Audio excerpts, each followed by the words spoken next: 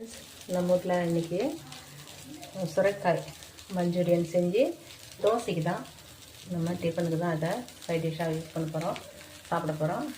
எல்லாம் ரெடி ஆகிட்டுருக்கு.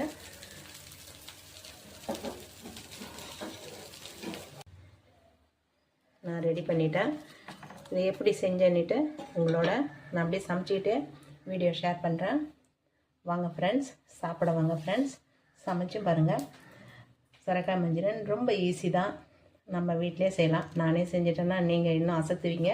வாங்க ஃப்ரெண்ட்ஸ், எப்படி செஞ்சோன்னிட்டு நம்ம அப்படியே சமைச்சிக்கிட்டே நான் சொல்கிறேன். சில டிப்ஸுகள் இருக்குது, அதையும் நீங்கள் ஃபாலோ பண்ணிங்கன்னா அட்டகாசமான சுரைக்காய் மஞ்சூரியன் நம்ம வீட்டிலே ரெடி. வாங்க friends. Thank you friends, thank you so much.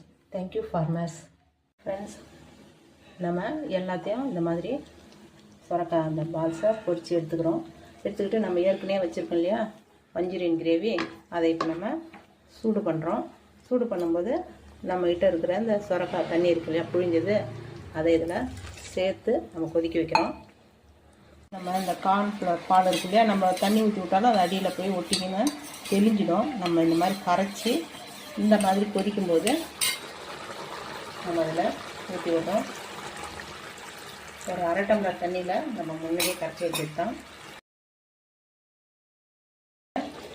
சுரைக்காய் இந்த பால்ஸு இதில் சேர்த்துடணும். சேர்த்து லைட்டாக இப்படி